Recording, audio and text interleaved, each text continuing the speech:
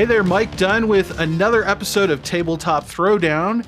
It is actually right before Thanksgiving at the time of this recording, so all of us are probably taking some time out to prepare for the week. I know I was running around like a maniac, going into grocery stores that I didn't want to be anywhere near, but had to go to get those last minute ingredients. But hopefully I won't be doing that tomorrow, which is technically the day before Thanksgiving. So yeah, I'm not holding my breath. Anyway, welcome to Tabletop Throwdown, and we have Mark Julian as our co-host tonight. Hello. And a couple of very special guests with us, Talia Rosen and Jason Matthews. Now, Mike, Mark, thanks for having us on. Yeah, absolutely. Now, I haven't met Talia before, so I'm very happy to meet you, Talia. But Jason, actually, we've been in communication for quite some time. Jason through Gamma. And also, he appeared in a little clip on our game duration episode a few months ago, where we got some hot takes from designers about game duration. I honestly, I can't remember where did you land on that, Jason? I'm like, I mean, I don't know what I said. I mean, there's always a sweet spot, right, for any game, and if the decision space is good enough, then you want it to go on a little longer. But if it's kind of one of these cozy games, then you want it to be done in 35 to 45 minutes. And then there are a lot of games that just miss the mark, and maybe mine are most of them. But anyway, it's part of good design now to try and temper your game design to the amount of time your game remains entertaining. Well, and I think the thing that we're really curious about is how bad that what's written on the side of the box just misses the mark sometimes, right? Oh, I ignore it. Yeah. I totally ignore it. GMT has started to get a little more realistic, and they had been probably one of the worst in terms of estimating the amount of time that their games were going to play in. But I think they've kind of started, sort of like airlines. Now they're adding an extra 30 minutes to boarding time so that they actually leave on time. I think a lot of wargame companies have rounded up 30 minutes, and they're getting closer to the actual playtime. I like I see a lot now where they'll put like 120 plus. Like it's probably like 4.5 hours, but we can't put that on the box, so it's 120 plus. That's right. Yeah. So, Talia, you mentioned that you had some thoughts on this that you maybe wanted to share. Yeah, I mean, I've been gaming for decades now, and as soon as I saw that video, it struck a chord, because I've been complaining about this issue. I feel like since I was playing Elfenland and Citadels and Bonanza in the late 90s or early 2000s. I mean, especially when those games were like 2 to 7 players, and the playtime was totally divorced from reality. But I remember what Jason said that I thought was so funny was that for your games, Jason, I think you gave a time somewhere early in development to the publisher without much thought, and that was what ended up on the box, which makes sense because the playtimes on your boxes don't actually match up with reality at all. But like from the 2 games that I have coming out, like I've obsessed over that number and trying to make it accurate. I mean, with the Supreme Court game, like for years now, the goal has been to make it a 2-hour game, reliably a 2-hour game. And for the other one that I have coming out next year with Rio Grande, like it's been really, the target is around 75 minutes. And I think it's realistic. Like, I don't think, the teaching game counts. I think that adds another 50% on, like a lot of folks said. And then the other thing I thought, your interview with Cole and Drew, I think it was really interesting because they seemed, and I love their games. I mean, Root and PAX Premier are two of my all-time favorites, but they seemed very skeptical of the idea of like a 25 minutes per player or 30 minutes per player, which has emerged a lot with like some CGE games, some Stonemaier games, and I think it's pretty realistic with some of the games I really like Lost Ruins of Arnak or Apiary. Like it really is like 25 to 30 minutes per player, I feel like, which is why I love those as 2-player games, not as 4-player games. But well, I wonder if they're more advocating for the, instead of taking the sort of a modular approach to that time, they're like, oh, well, we'll just put a range from like the lowest player count to the highest player count. Yeah, what I thought they were saying was more like their games tend to be more open-ended, right? A game that's of true. A game of Oath can take 45 minutes or 2.5 hours, depending on whether it ends in round 3 or round 8. Whereas like the Stonemaier games, the Rosenberg games, they're like very, routinized at this point. So like it's pretty predictable, like that your Arnak game is going to go 25 to 30 minutes per player, which means it's a 1-hour game with 2 players, which I love. And it's a 2-hour game with 4 players where I don't love it as much. Yeah, I think it's easier to do that with games like, like Lost Ruins of Arnak, where it's the same set of actions each turn. Like you're deciding, which way to go each turn with your actions, but it's doing the same thing over and over again. Yeah. And if you're playing with the same group of people, you'll reliably reach a point where it's 20, 25 minutes per player.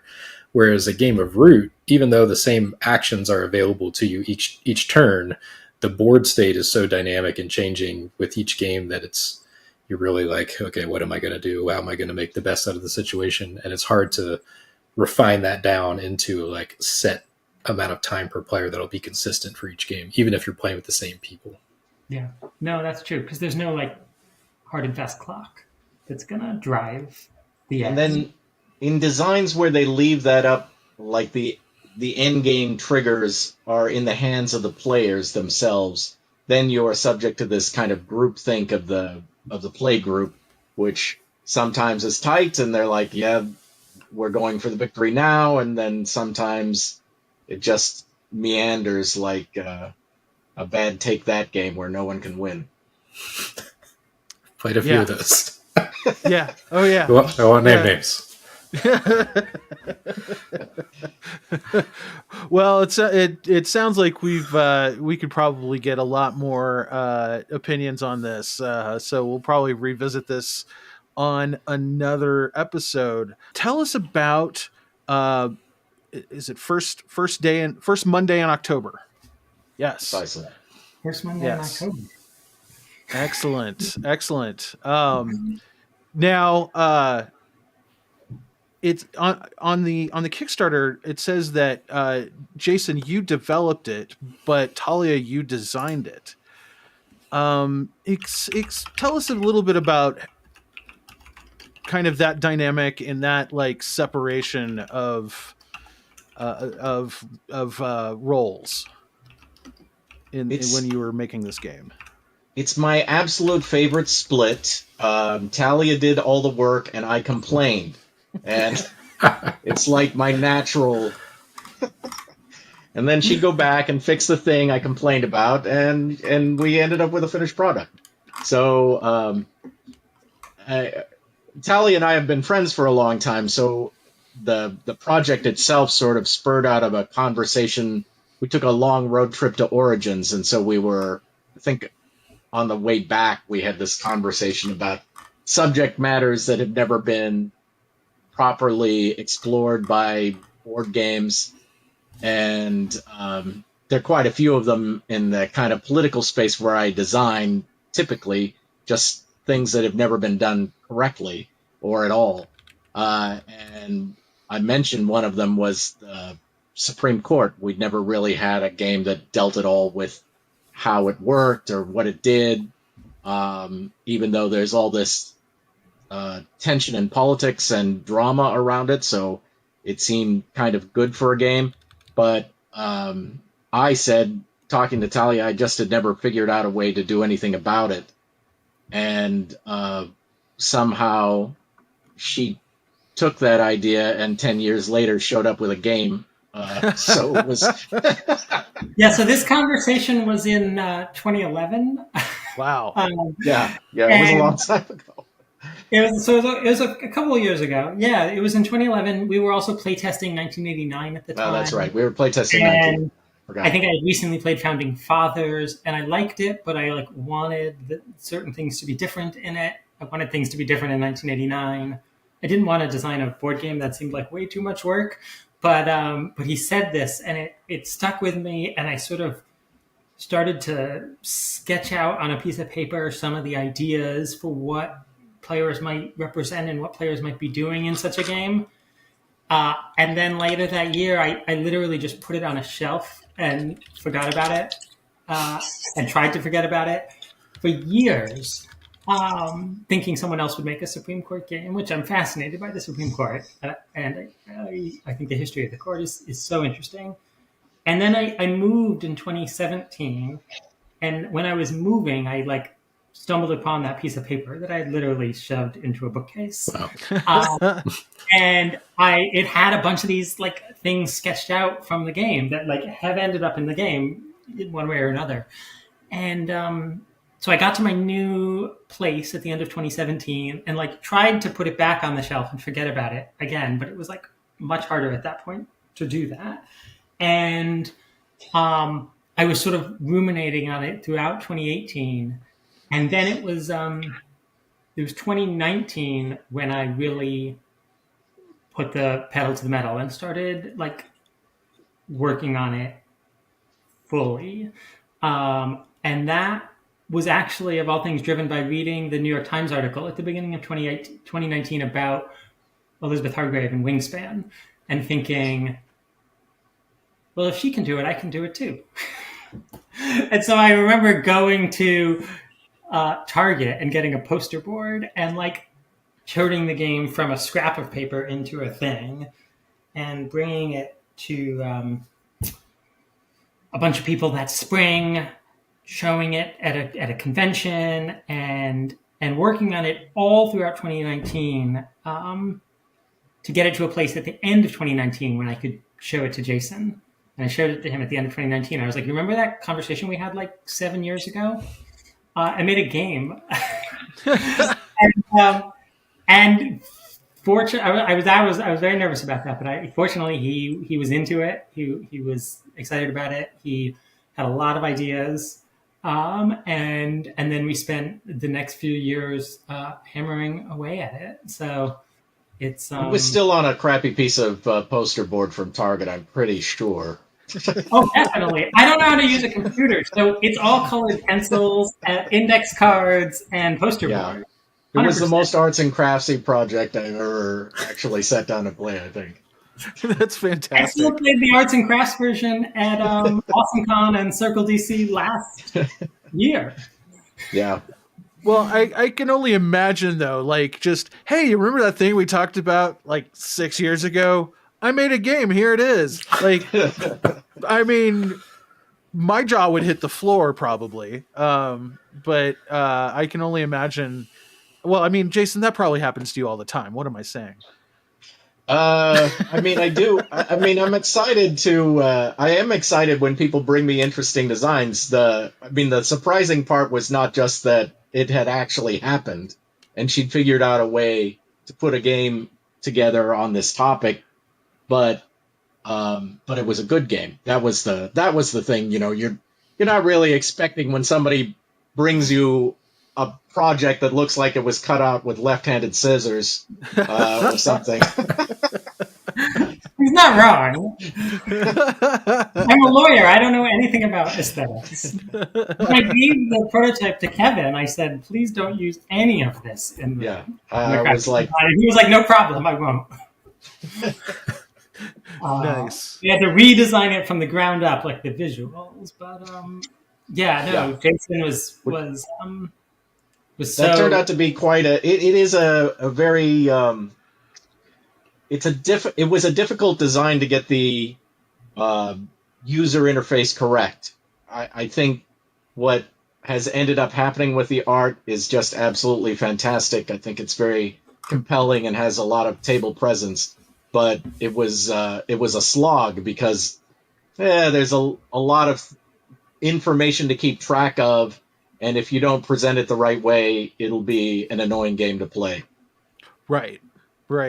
Yeah, and I was obsessed with. I was just going to say, I was obsessed with the icons being super clear and readable from across the table, because I love Demacher, and when the Valley Games edition came out, I don't know if you ever played it, but one of the icons looked exactly like the other icon from across the table, and it was such a problem for gameplay that I was just like, these cannot be remotely similar. So we probably spent 9 months just working on the 4 icons and going through dozens and dozens and dozens of versions of it. And luckily, it sounds like exaggeration, but it kind of wasn't. It's not. That's not even an exaggeration. Hey, I'm all for it.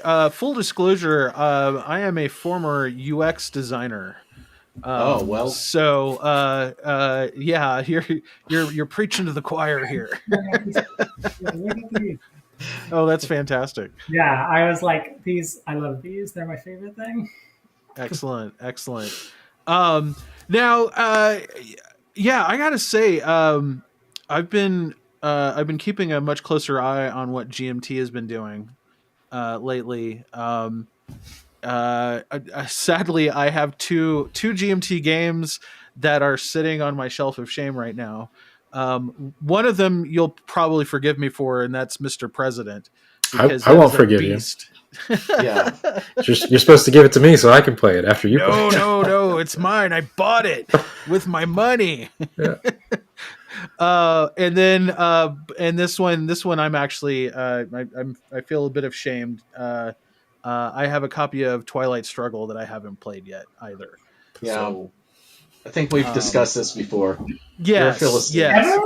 Yeah, I'm sorry. But if I'm being completely honest, a lot of that is due to the fact that when I was growing up playing board games, I was never interested in the historical board games because, I mean, first of all, in the 80s, that was 80% of what was out there, right?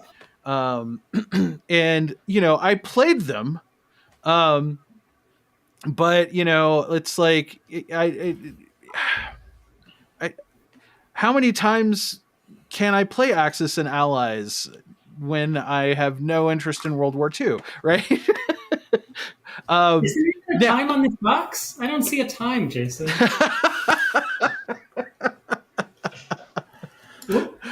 Why does it have time? It says time equals 3 to 5 years per turn. No.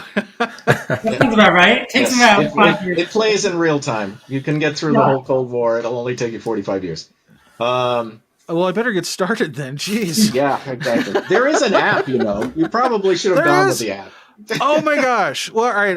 I'll track down the app after we record this. It's like the film of War and Peace. It's a lot, a little punchier. Let me finish my thought though. There have been some games recently that have actually gotten me very excited about historical games, and a lot of that is due to the fact that they aren't necessarily historical war games, right? Votes Tory Brown's amazing Votes for Women. I mean, I love that game. Whirligig's John Company is I want to get that to the table more and more, even though it makes me feel horrible every time I play it. But that's the point, right? I'm really loving historical games that kind of shine a light on aspects of history that I didn't hear about in school. I think there's a lot of potential there. I don't know if you've seen Burn the Fort. Yes, Native American designer about kind of Western frontier fortress conflict with the tribes there. Yes, yes. I haven't played it yet, but watched a demo, and we actually gave that an award at Gen Con because it's just an amazing looking game with a theme that really is meant to make you think. And so, to continue with full disclosure, I backed your game because I want to learn more about the Supreme Court, the history of the Supreme Court, especially the ones that came before the batch we have right now. Um, Happier but times. yes, yes. Um, and so like when I saw the Kickstarter page, like I found the theme just fascinating. It does look amazing. Like I can't wait to see that board and how you've set that up in person. But yeah, it's like a whole new genre of games that I previously ignored that I am now like voracious for. I think I backed another GMT Kickstarter a few months back, and that hasn't delivered yet. And I've just been kind of seeking out these games that are historical but not necessarily war games. So And I do want to play Mr. President one of these days. My enthusiasm has waned a little bit in the last few weeks, but I still do want to play it. so we're of the same kind of generation. I think we just kind of tilted in opposite directions. I got in a few years after you, slightly, but Yeah. Axis and Allies is like my first game, really. But I entered, and all of my friends were playing Dungeons and Dragons, and really that became the dominant part of the hobby, with SPI dying and eventually Avalon Hill dying. Right. And first role playing games, and then ultimately CCGs kind of replacing them. But and wargaming had a very near death experience. Its two major thought leaders and prominent companies both went under ultimately. And I think if it weren't for lessons learned by the Europeans, lessons that Talia is obviously applying in her design, but which were also incorporated into Twilight Struggle because Anand and I are big Euro players, I think wargaming would have died out. But instead, I think what you would find now on two bases is that there's more innovation and interesting experimentation in design and topics occurring in wargaming than there in wargaming. I use that in quotes here. Right. Than there is in the traditional Euro space, which seems to have hit sort of a brick wall in game design, where they've Agreed. decided worker placement is the ultimate, the ultimate end state of Euro design. So we're not worried about anything else anymore. Well, and then the industry as a bigger whole is like just smashing things together to see what works right now, which is uneven, but has led to some really interesting and compelling gameplay. For sure. I'm being slightly snarky about it, but of course there are lots of great games coming out every year. We've got 5,000 a year, so of course some of them are just fantastic. But in terms of like who's really doing weird things that they had never tried before, there's more of it going on in the historical gaming space than there is in the Euro gaming space. And I think there's two reasons for that. One, we're still applying lessons learned from the Euro games. You see that in Cole's work also, obviously. And two, we're getting more voices in historical game design besides old white guys. And as a result, we're getting topics that are not just Gettysburg for the 50th time, Stalingrad for the 50th time. We're starting to see some stuff that has never been explored as a topic for simulation lately. And I love Burning the Fort as an example. There was a great game that really was it's a war game, but the scale of it was individuals resisting French colonization in Morocco, like the kid, the wife who's hiding a gun, this kind of crazy down to the nth level of detail of resistance. But, when was SPI ever going to make that game? Was Avalon Hill ever going to make that game? No. Right. So it's interesting and new. Well, and the next two games from Fort Circle after mine are really exciting. There's Peace 1905 and Night Witches, which are both historical games that I'm super excited for, that are non-traditional. And I think, when you get a chance to try them, they're just more innovative than I agree. I mean, I agree with Jason that the German-style strategy game market has sort of calcified in a way. And I wrote about this in an article about the tyranny of the kitchen sink, because I love like the early Feld and Rosenberg games, and then it felt like it just got more and more and more when it like jumped past Ora et Labora and Trajan, which is like the warrior of board games, to just like the craziest thing you can imagine. It just gets more and more complicated. And when I entered the hobby really full-time, like all in like 2005, like the top 10 were things like Ra and Princess of Florence that I loved and were like streamlined and beautiful in their elegance. And now it's like games that I can't, because there's so much crammed in there that it's just not my vibe at all.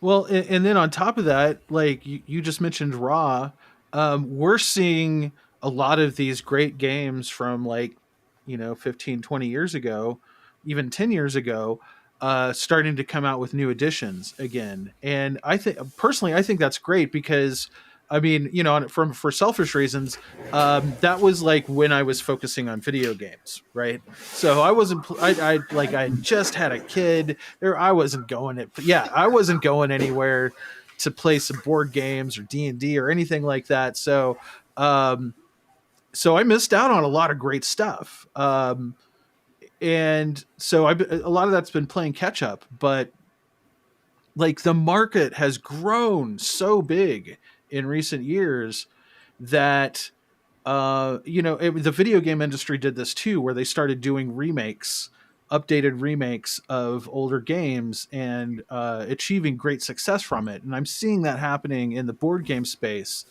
I just hope we don't get this game came out 5 years ago and let's remaster it again, which we started getting in the video game space. I think part of it is we mentioned at the beginning, 5,000 plus games come out a year, and there's a certain level of like exhaustion that comes with that from the consumer standpoint. Like, there's so many things, I don't know what's good, what should I try? And then you see like, well, I know Ra is good and they come out with a new version, so I feel more confident I'm going to buy this game because I know it's good. Right. Versus this game could be good, but it also could be terrible. Is that worth my money that might be, not going as far? This has become a huge problem, not just for individuals. Like I can see all of us have giant shelves. Our shelves of shame are probably somewhere else also. And so we got stacks and stacks of games. So what the hell do you do with them all physically? But imagine the pressure that game store owners are under, where you've got 5,000 new titles a year. There's not space in a store to do that kind of turnover of titles. And so I think more and more, just in talking to the retailers I know, they've had to switch to this kind of evergreen model where they're, maybe they'll get 1 or 2 copies of new stuff in, but mostly they're putting in Raw or Ticket to Ride or the things that they know are familiar and are going to sell. And I guess tragically, that's kind of what bookstores something similar ends up happening with a lot of bookstores as well. Yeah. Yep.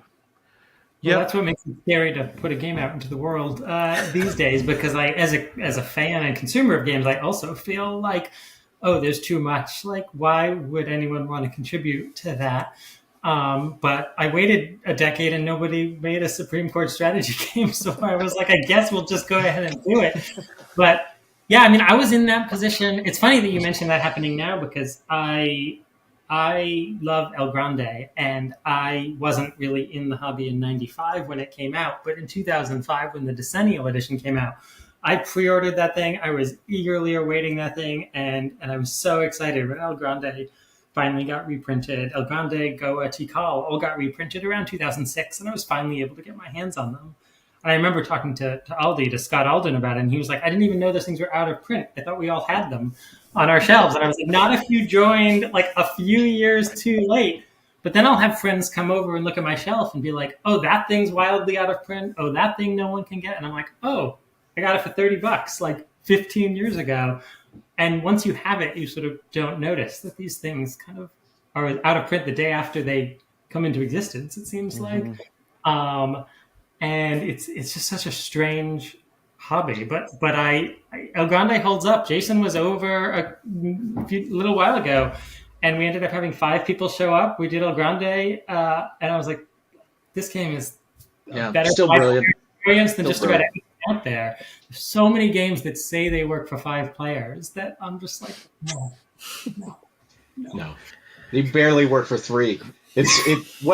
As to the earlier point about as we just keep adding layers and layers to Euro games, which is precisely the same thing that war games did, that eventually painted themselves into a corner where people were buying games but not playing the games, and then eventually they're like, wait, I'm not going to buy anymore if I'm not going to play them. And I feel like the complexity issue in Euro games is leading them down that same dead end.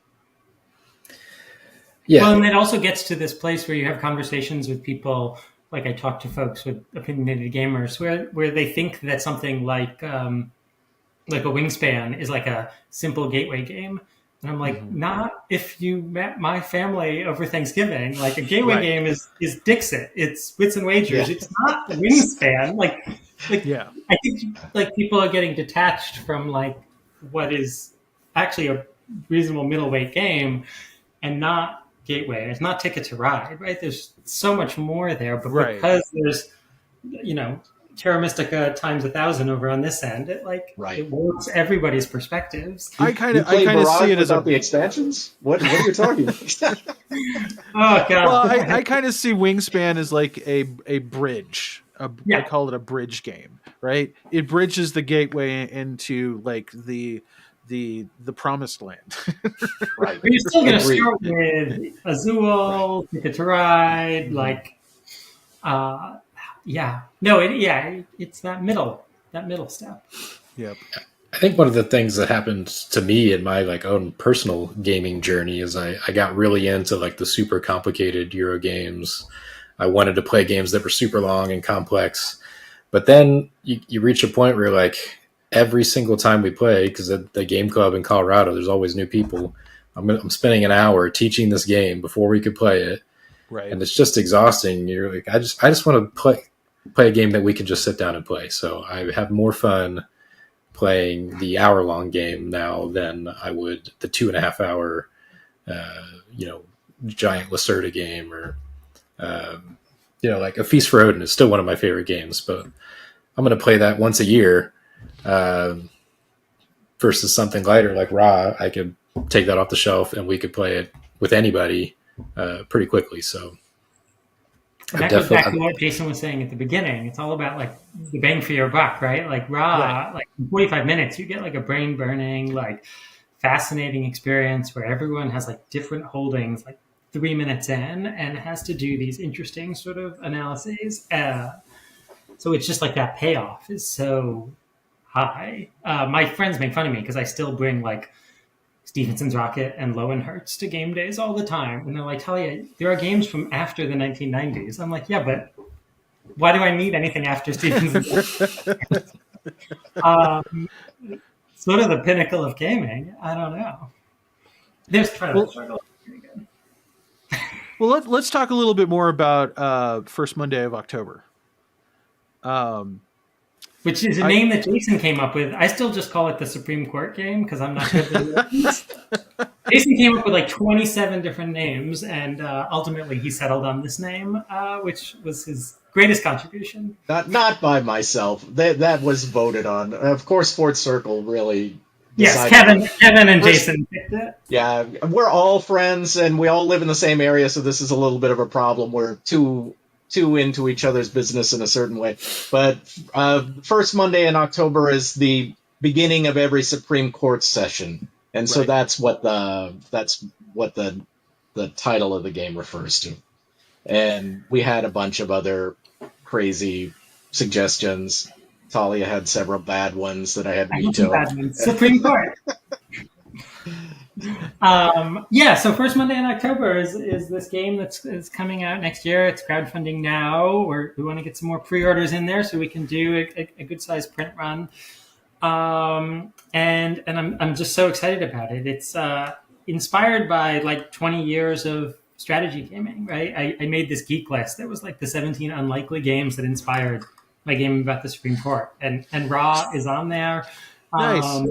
Everything, all these kind of random games are on there because I don't think that I think the theme is new and undone, but I don't think there's like anything that's revolutionary there, right? I haven't invented deck building or worker placement, but I love area control games. I love El Grande, as we said, and San Marco and Krita and all the rest. And so, at its core, one of the initial ideas was that you were going to be competing for area majority, but that the areas were the sides of the cases. So you have this deck of case cards, and on each case card, you have the two litigants, right? And so those are the areas where you are trying to win the majorities, but only one of those areas is going to score, right? It's whichever party ends up winning the case. And you don't know which party is going to win the case. You have some influence over it. But as these areas sort of move along the board to resolution, you are competing over them. And then it all resolves ultimately around these tracks that are actually inspired by the vaguely. Often I analogize things, and the analogies are a bit strained, but they're inspired very loosely by the score track in Twilight Struggle that is this tug of war, right? And so these aren't just score track; they're judicial philosophy tracks that are how expansively or narrowly you interpret different provisions in the Constitution, like 4 different clauses in the Constitution. But like one of my best friends is a computer scientist, and you don't need to know any of the history here. Like you can play it and be like, I need those silver eagles real bad. And in my prototype, it looks like a porcupine. So he's like, I need those porcupines. But if you want to think about the history, you can think about like, this is Article 1, Section 8 of the Constitution, and this is Article 2 of the Constitution. This is, different text and how it was interpreted over time. And so you're playing this tug of war game over this, which determines ultimately which party wins in the cases. And we sort of just over the course of these years, I think uncovered this game that I love playing. Like I've played it so many times. And it's this sort of like strategy game with this sort of really these like machinations that are going on underneath it, where you're competing with other players, trying to sort of form these temporary, you might work together to get someone elevated to the bench, but you might have different reasons why you're doing that.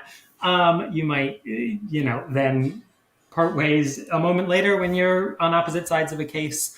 And so I think it can be played on a few different levels. And it is hopefully sort of a classic Euro feel where like everything is there for a reason. We've stripped out mechanics that aren't essential, and it should hopefully feel pretty intuitive once you kind of get into it, is the idea. I think it is also sort of a middleweight game in that it wouldn't be the one I would show my aunt unless my aunt happened to be like a Supreme Court nerd or something, or a lawyer, possibly. But if you've already played Ticket to Ride and you're looking for, the subject matter is of interest to you, or you're looking for something somewhat a little heavier than that, then I think it does all of that. And I guess in the development space, my main virtue is, although Talia is a lawyer, kind of a real lawyer compared to me, I was always pressing I want all the historical detail to be right, and Right.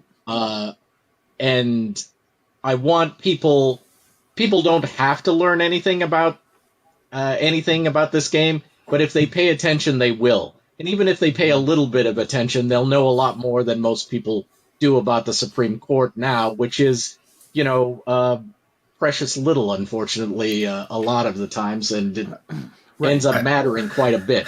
I didn't know the first Monday in October was the start of the session. You've already learned something. We're learning already. Yes. So that was actually gonna that's a good lead into my next question. I think a game that did just what you're talking about, that is of course Votes for Women, which I would classify as a fairly medium, even a little medium, a little lighter on the side, a little on the lighter side of medium. But the one thing that I found really intriguing about the design of that game is how it used like historical moments as touch points, but it never really felt like you were on rails. Like it did a little bit, but not too much. Now, obviously, this game spans a period of time in actual history. Talia, how did you balance like that kind of maintaining the historical context, with Supreme Court justices coming and going and so forth, with like player agency, like making sure that players understood that they could maybe do something a little different than history did if it came down to it, or Yeah. I don't know. I'm assuming. I don't know. I'm curious. Yeah, no, it was really fundamental that players not feel like they're on rails to me, or like it has to go the way that it actually went. And this is actually something Jason and I mean, even Ticket to Ride isn't necessarily on rails. Yeah, we debated, a lot. Sorry, I couldn't resist. So, yeah, I mean, even just something as simple as it was important to me that the case cards not indicate on them which party actually won in history. And Jason and I debated this, and I think, there was, at one point there was a desire to we should indicate on there that, which of these parties won. And I said, we're going to do that in the historical supplement. I'm going to write a paragraph about every single one of these cases. And I'm really happy with how those paragraphs came out. But that's going to tell you what actually happened. But in the game itself, you're not going to know, you're not going to care, because everything can turn out differently. So we have 24 real cases that you're going to be playing through. Only 18 appear in any given game.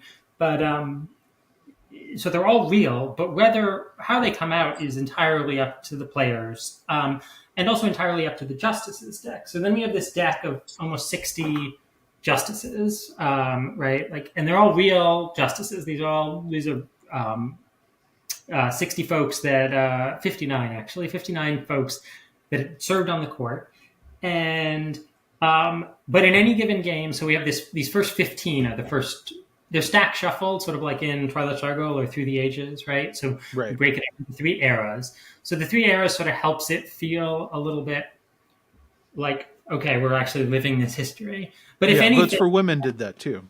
Yeah, but if anything, I've allowed the players to sort of deviate, because there is a possibility of one of those early justices living 150 years, which I think the historians really hate. That God Washington might be there on his throne of bones, deciding Brown v. Board or Roe v. Wade, but it allows a wince I see on Jason's face.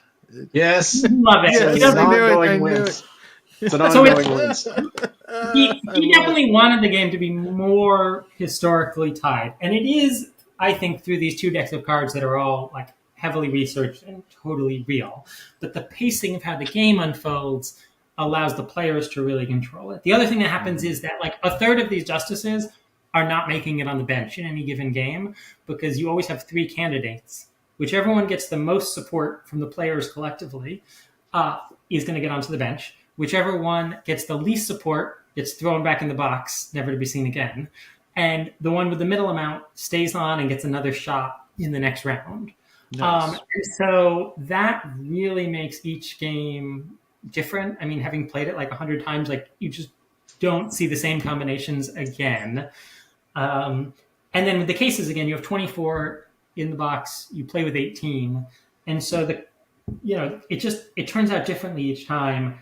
It's all rooted in what really happened, but how your game turns out and which parties are going to win is really going to depend on the deck composition and then the players. And then the other debate we had about the historicity is that for each of the three eras, I really wanted there to be the same number of free speech cases, commerce cases, executive branch cases, so that you don't need in teaching the game to be like, hey, just so you know, in this first half of the game, there's going to be more of this thing that you need to focus on, and the second half, more of this thing.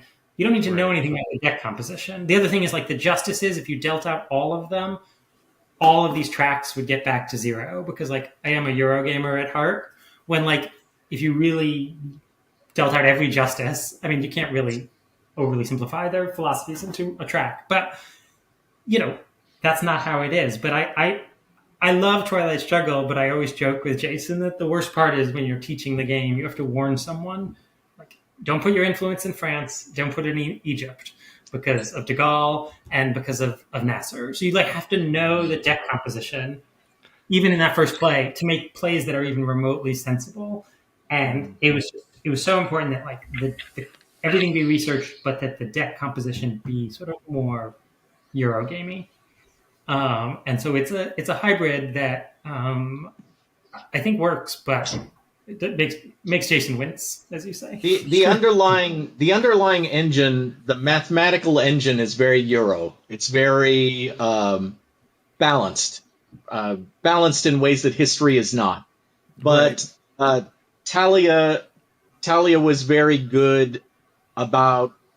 So there are 60 justices in that deck. That seems like a lot, but there are actually quite a few more that are not part of the game. Ones that you wouldn't have heard of, mostly. Almost everybody that anybody who's even remotely familiar with is somewhere in the game. Same with the cases. But so by kind of curating both the justices and the cases that are highlighted in the game, you get a nice sense of the history of the court, but with some bending for playability and for balance, which is something that I had, with Founding Fathers, we had to do similar compromises, because in point of fact, most of the people who showed up to the Constitutional Convention, surprise, surprise, thought we needed a new constitution. The ones who didn't feel like we didn't need a new constitution didn't show up. So you have a same kind of self-selecting problem. But I think what Talia has done with the design in terms of the balance will make sure that it's appealing for crossover gamers, and that's super important, because that's kind of the space that Fourth Circle is working on, this kind of historical gaming, but not just for war gamers, basically. Because you don't have to tell a wargamer, Talia, not to invest in France. We all know it already. Jason likes to point out that I don't know anything, which he's not like. But, so I'm curious, in First Monday, when you have cases where one side is going to win or the other, are there any? I assume there are cases where it's very clearly like a normal person would want one side to win, like the other side is whatever the losing side historically. Like in the game, do you have the context of like what the cases are, or is it just the names of each side? And then how do players, like if it's going to get me more points or help my strategy to influence the historical losing side, how do players deal with that? Does it like feel bad? They're like, oh, I'm rooting for the not good side in this case. Yeah, I think normal may have shifted recently, but yes. Sure.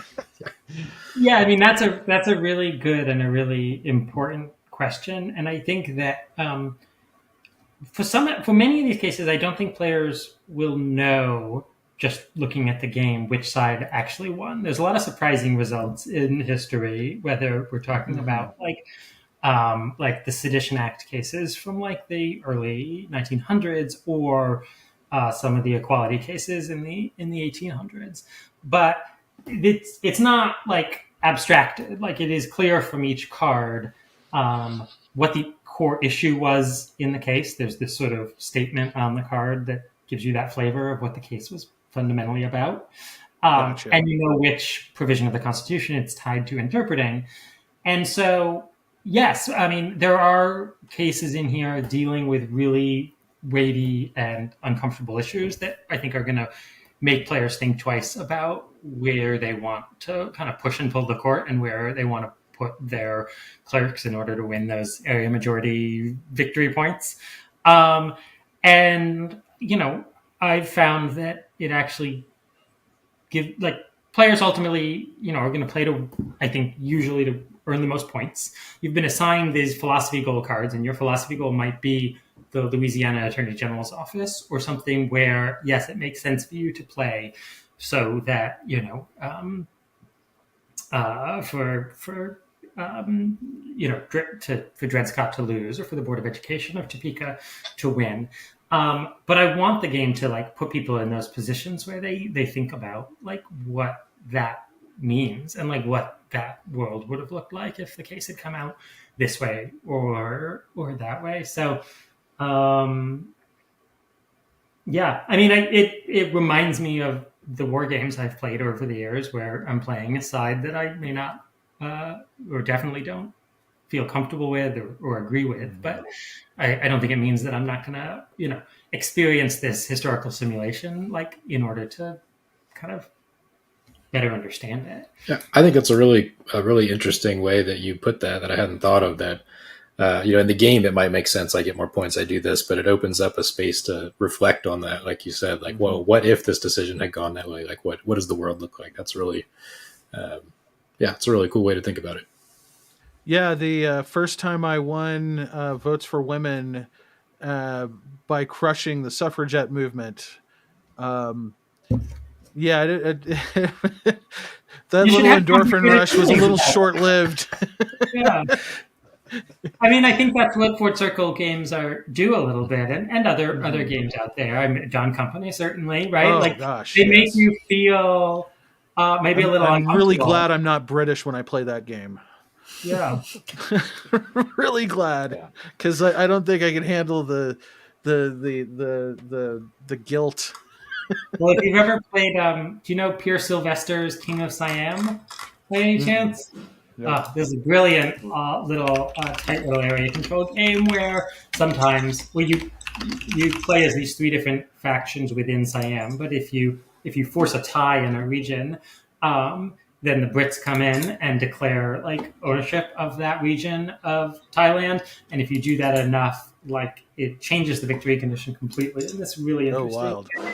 And can get you a win through this alternate sort of ahistorical victory condition, but you also feel like, oh no, what have I just done? It's the King is Dead. You played that, Mike? No.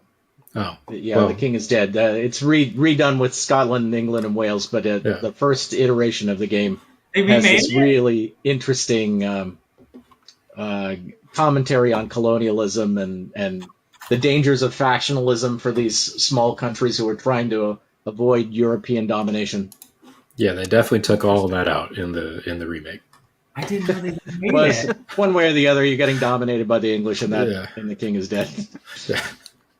You know, you could probably make the same game, just theme it to the part of the world that that's right. Colonized, right? That's right. So I know that at least, you know, in my lifetime, the Supreme Court has largely been characterized, you know, in my studies at school and by the media as being pretty much apolitical. And I can't help but wonder that how inaccurate that assessment may or may not be, because typically when something is said that boldly, it's usually not 100% true. And it certainly isn't these days. But I'm curious if the game captures any of that political kind of spice that kind of went into those moments in history. Yeah, I mean, I think what the game captures is that things have been pretty wild since like 1801. Yeah. Like the cases, in reading about these cases from the early 1800s and these justices from that time period, even something that is as famous as Marbury v. Madison for lawyers. I don't know if non-lawyers have heard of Marbury v. Madison, but it's like a foundational case that at its heart, from I think it's like 1804. Let me find this here. 1803. So this was like a couple of years after the court was founded. Right. And it's the case where the court took for itself the power to determine whether or not laws are constitutional. But it was about whether this 1801 Judiciary Act that was passed like weeks before Jefferson took power by the like Adams-driven Congress, and created a bunch of new judgeships for Adams to fill, whether or not like those judges could then take their seats. And it's just wild to read about that, to read about the restrictions on free speech, like throughout the 1800s, throughout half of the 1900s. Like when I read about these things, when I read about, these cases, it's sort of like astounding. It astounded me in law school to read about like things that I could not have imagined happening throughout hundreds of years. So like what it's done, if anything, is just opened my eyes to the fact that like these justices in these cases have been kind of like, I don't know, the scientific term I guess is like bonkers for like hundreds of years. Like it's always been a bit wow. Like, and I think that's really helpful historical perspective to understand that like we have been muddling through since the very beginning. And the game covers from 1789 to 2009. So it's not, there was a point in development where it was like, I want it to be 2 hours. I want it to cover about 200 years. Like, I'm not going to keep adding a new justice or case every time, like, I spend another 5 years working on this thing. So let's, like, cut it off. You gotta leave some room for expansions. I really don't want to do that. I feel like it's very, like, it is what it is. And like, so there's no presidential immunity promo card? There's nothing that needs to be added. I think it like. Sorry, I couldn't help myself. I got addicted to like Carcassonne expansions and Age of Steam expansions, and I get very hooked on expansions. And so like, I kind of love the idea that the game is the game, and there isn't really anything else you need. Now that being said, because it cuts off in 2009, most of the current justices aren't in the game, and so if you do go on the crowdfunding, Kevin wants to make sure everyone gets like the rest of the current court as cards. So you'll see on the crowdfunding page, like, you don't need to play with those them. Those are the promo cards. Those are the promo cards, or like the current court, just so you can have the current court. And then there is a tier where you can turn yourself into a justice, which was not my idea. And I did come up with Jason's card.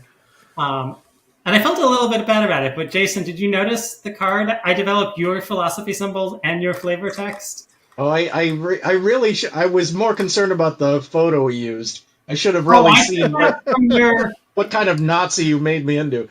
I took your photo from your employer's website, and then I wrote that you had co-designed 4 different popular board games from 2005 to 2010.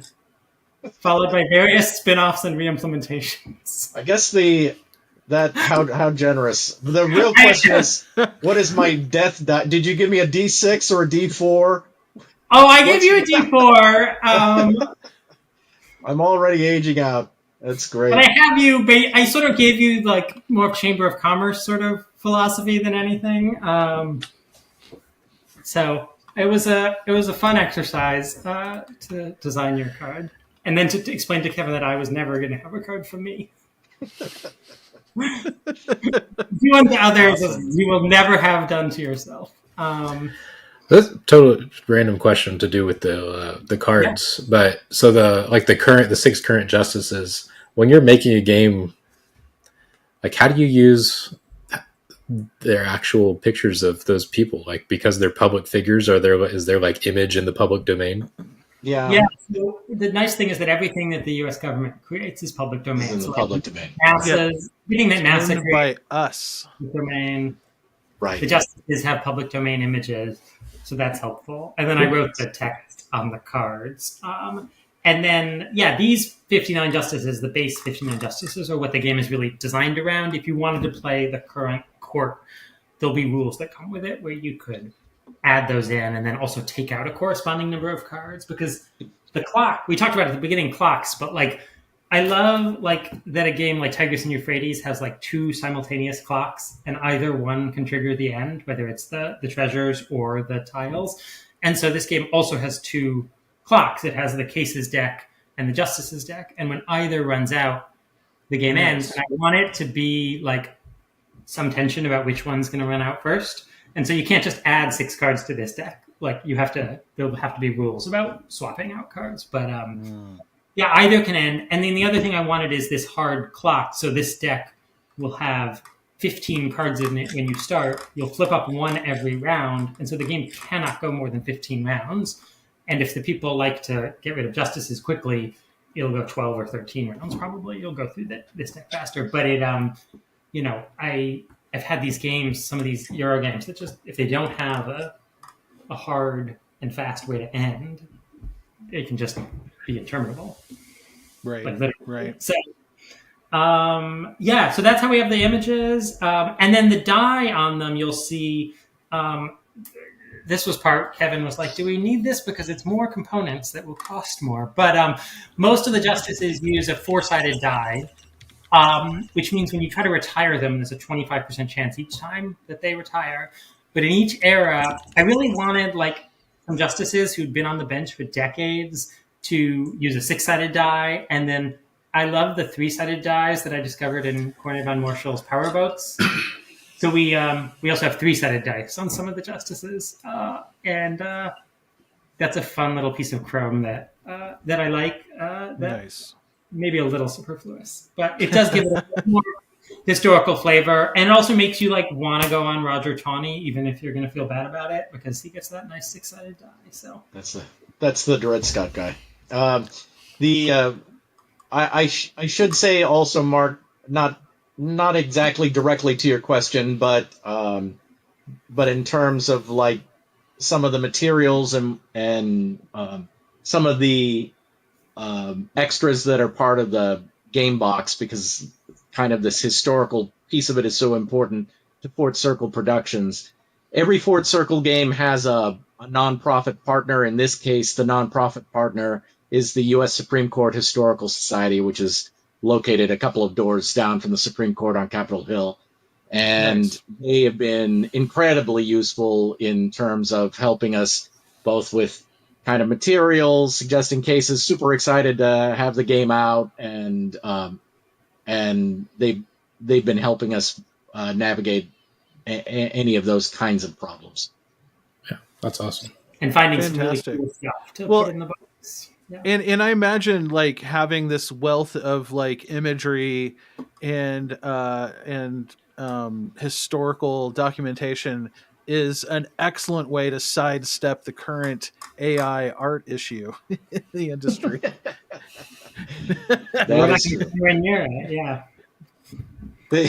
You can trust me when I say that Dom Hall, our artist, is very much a human, although an Irish one. Okay. Yeah, I'm not touching that. That said, I do have some Irish blood myself, so. Well, fantastic. So this this Kickstarter is ongoing. It'll still be going in let's see, we will be publishing this the week of PAX Unplugged. So and I believe the Kickstarter lasts until the 20th, correct? December 20th. Excellent. December 20th.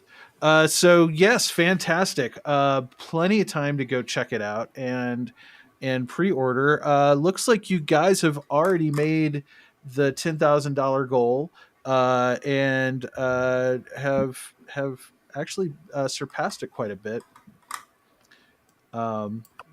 We made the goal in 37 minutes, and I refreshed for all 37 minutes to see. Fantastic. The night before, I was like, maybe after 10 years of working on this, 0 people will back it. Like, that was like a legitimate fear I had. Maybe not legitimate, but like, I was like, what if 0 people support it? So that it's launched, and it was like the longest 37 minutes of my life, but also the shortest. So we've blown by it, which is super exciting, but I'm hoping that we get a lot more people to check it out, because it's just been such a labor of love for so many years. It's Kevin and Jason have just poured so much into it. The production values, the art from Donald is just like it looks gorgeous. It looks great. Yes, the table presence is amazing, and and people should know that like Fort Circle doesn't do, as I don't believe, late pledges or a pledge manager or anything. So you really have to. Oh, that's good to know. Do it by December 20th. Like there is no like wiggle room there. People like who pledge $1, I think, often figure they'll go in later and do it. But but this will be available at retail after everybody gets their pledges, right? It will, but I have to say that, well, you know how all of this has gone. Things get hot and then they're gone, and then you got to wait 2 years before you can get another Chinese printing through the process. So I really, even if I wasn't involved in this game in any way, shape, or form, I'd be like, you should grab this. And if you're a historical gamer, you should grab it. Yeah, I mean, Votes for Women, I was so happy to have a first printing because it sold out like so fast, and then it took years to get the second printing. Oh, yeah. Which was a shame. And so I think that, like, I hope people check it out and think about it. I know there's too many games on your shelves already. I know that problem very well. But, it's not another game about the Renaissance or about, Egyptian pyramids. So it's really... I love playing it. I hope to get to play it with like so many people at conventions in the year to come, and that people really enjoy it. So I hope we get to play it with you at conventions in the year to come. I hope we get to play it at PAX Unplugged with Jason in a couple of weeks. I'd love to get a video of some gameplay up to help you guys on that last leg of the Kickstarter if we can. Awesome. So I'll get Jason a copy. We'll get it up there. Excellent. No, I'm really excited to give this one a shot. Actually, that's funny because now that makes 2 historical games that I am excited to take for a spin at PAX Unplugged. The other one being Cole and Joe's Molly House. That's great. We got to play that last year, and it has changed. Well, we will put the link to the Kickstarter in the description, as well as whether you're watching this on YouTube or checking this out as an audio podcast. We'll have a link in the description for this episode. Talia, it was a pleasure to meet you. Thank you for spending some time with us this evening and telling us about your awesome game. And Jason, always great to see you. We'll look forward to seeing you in a couple weeks. Definitely, we've got a lot more great guests lined up in the coming weeks. Thank you so much for joining us, and good luck with the rest of the Kickstarter, and congratulations on the success you've had so far. Thank you so much for having us. Have a great Thanksgiving, everybody. Yeah, you too. You as well.